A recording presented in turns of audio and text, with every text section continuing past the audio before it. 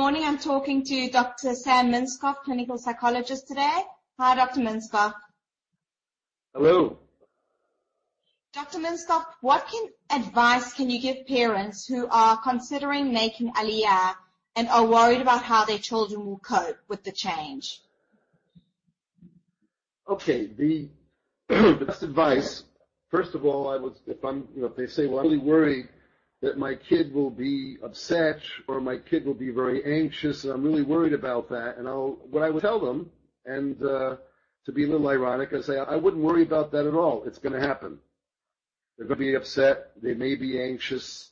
But keep in mind that it's a grieving process. It's a prospective loss, okay, that they're going to go to another world, and they're going to have to learn a whole new language, and a whole new set of rules, everything. It's the law of gravity here is somewhat, well, scientists may say this Jerusalem somehow is different property, whatever.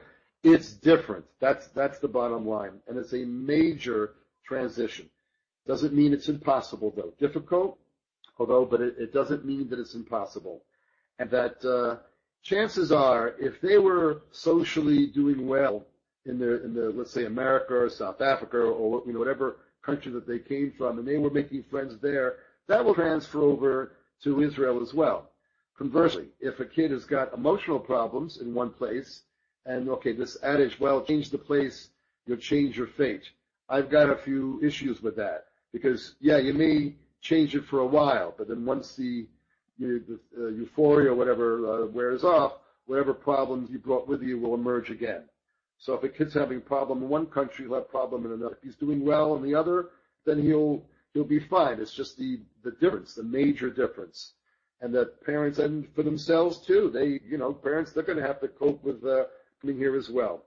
That it's a transitional, in a way, it's a grieving process. It's leaving home. And that's what it feels like. People say, I'm going to go home for a visit. I go, what do you mean? You are home. So it's a letting go and running to, something that's really worthwhile. It's hard. It's just something to keep in mind. So when people start having thoughts and they're getting upset and there's something, they're going through all this, that's part of the process. It's no indication that it's not going to work out. And what advice can you give parents who perhaps had a very confident toddler before they left and came to Israel? The toddler now starts gun and becomes very withdrawn. Any advice there? Okay.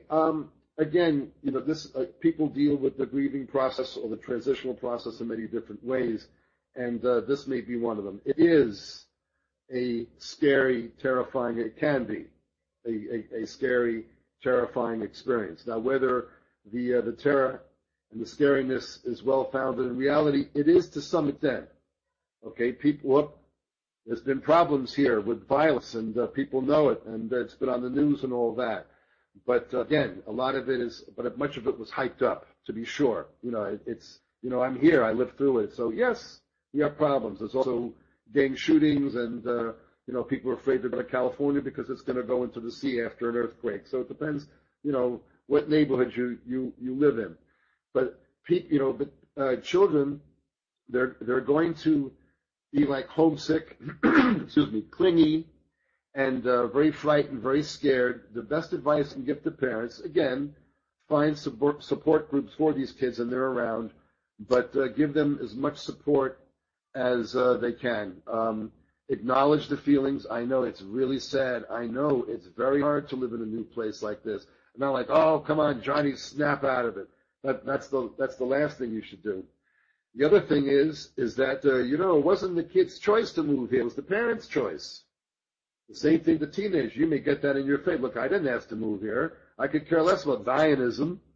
I had no problem with where I live, but mom and dad, the idealists, you decided to move here, and we have to come along. We have no choice. When I'm 18 or 21, I'm getting out of here, whichever. But you see, so they're coming along, trying and living the parents' dream, and hopefully that they'll catch on to it. Something that parents should keep in mind. You've got to do what you got to do. They're the heads of the family. You're the boss. They're the kids. By all means, you do what's in your heart. You feel drawn to come here, by all means. The kids will cope. If they were doing okay in the States, and again, a major transition can bring out the best in you. It can also bring out the worst in you or in people. But if you just understand that that's part of the process, and no matter how hard it feels, it doesn't mean it won't work out, as I mentioned before. It will. It will pass. That's part of it. Don't be scared. Great.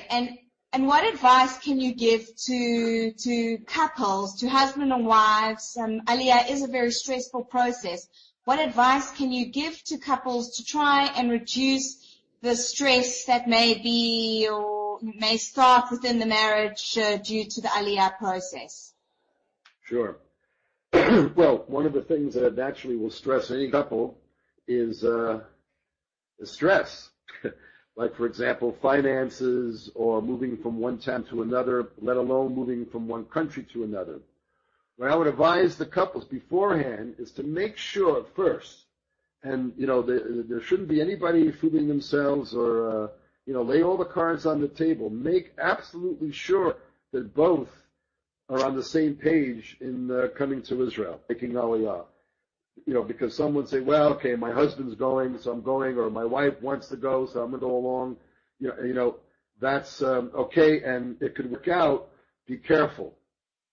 The ideal, or as close to the ideal, would be to make sure that both are on the same page. Say they both may have certain, whatever it is, Zionistic ideologies, and they're both fervent about it, and they were like that ever since, and the fact that they're together, so much the better. We have this great thing in common. Chances are that will work out a lot better than if you're convincing the other, and then they come here, and the adjustment period, as I said, is different for everybody, but it's hard in places for everybody in some way. One will say, well, you wanted to come here, and they start getting into an argument because one person's having a harder time than the other. Both need to be supportive of each other. They both need to be on the same page.